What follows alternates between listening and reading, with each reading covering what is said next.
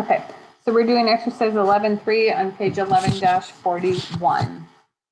And exercise 11.3 says, during the first year of operations, Mona Corporation had these transactions pertaining to its common stock.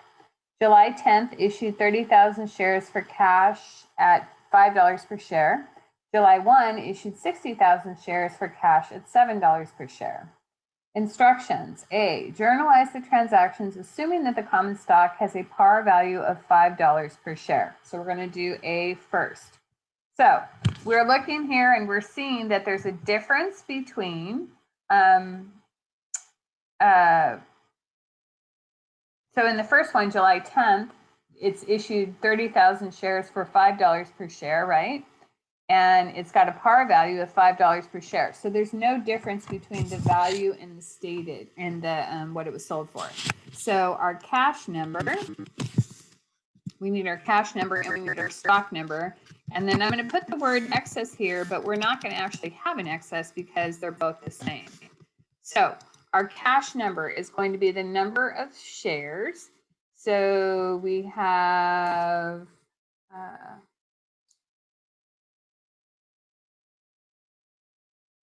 50,000 shares. Hold on one second. I'm going to pause this 1 second because I'm looking at a different thing. So hold on 1 second. I got to check my numbers here. I've got different numbers showing on my sheet. Hold on. Okay, so let's see. So we issued 30,000 shares for cash at $5 per share. So our cash is 30,000 shares times $5 per share. So that means we have a total in cash of $150,000. Our stock amount, if we look down below, it tells us that the common stock has a par value of $5 per share. That's what A says, okay? So we've got 30,000 shares times $5 a share. That's 150,000. So there is no excess. Both the cash and the stock are the same.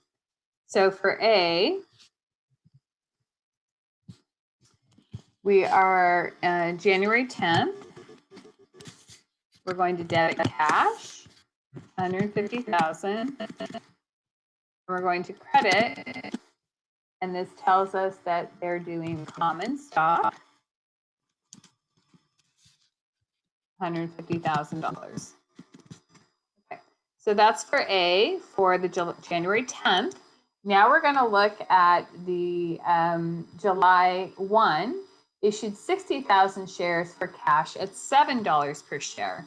So let's go over to this next column here, and I'm going to put the cash is going to be, they issued 60,000 shares at $7 per share. So that means that our amount of cash is $420,000. Our stock is going to be 60,000 shares, but we're doing A, right? And A says that it's $5 per share, okay? So 60,000 shares at $5 per share is $300,000. So there is a difference. So now our excess is 420 minus 300. So our excess is $120,000, okay? Cash minus stock is the excess. So our excess is 120,000. So this will be for July 1. We're going to debit cash, 420,000. We're going to credit common stock, 300,000. And we're going to credit paid in capital in excess of par value. instead of his par value, common stock. Paid in excess of par value, common stock. Make that a little bit bigger.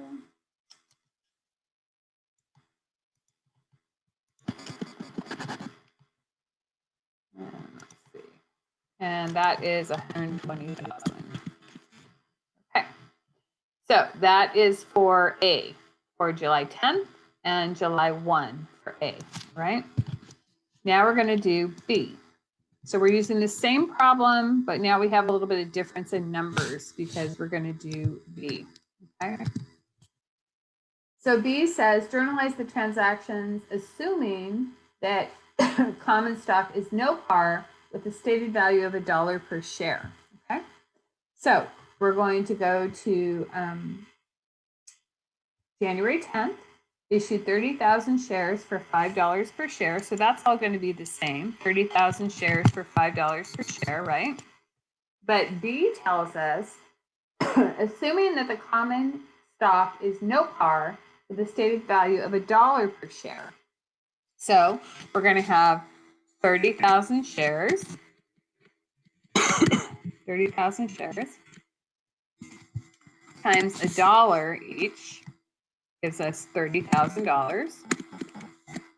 That means that our excess is going to be $120,000.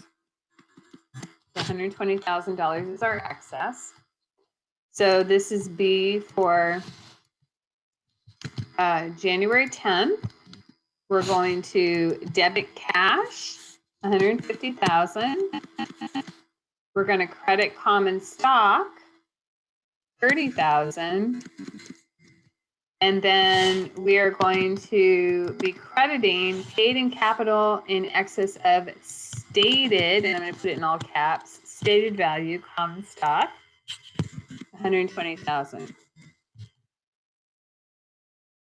Let me see if I can wrap this here so it all fits.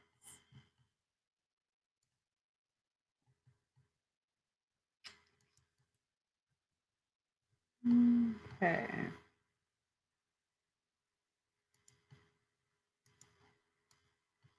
Okay. So that is for January 10th.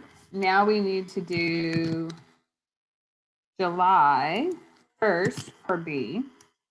So July 1st for B, we have 60,000 shares issued for $7 cash. So that's the same that we did above, right? 60,000 shares at $7 each is 420,000. But the stock, they tell us for B that it was common stock is no par with a stated value of $1 per share. So the common stock is 60,000 shares times $1 per share. So that's $60,000. So the difference between the cash and the stock is $360,000. Okay. So we are going to, on July 1, we're going to debit cash. We're debiting cash, $420,000. We're crediting common stock, $60,000. And we're crediting paid in capital in excess of stated value, $360,000. Okay. So that gives you a good feel for how to do the common stock with stated value and par value. And the only difference with preferred stock is that instead of putting common stock where it says common stock, you would put preferred stock. That's the only difference. Okay.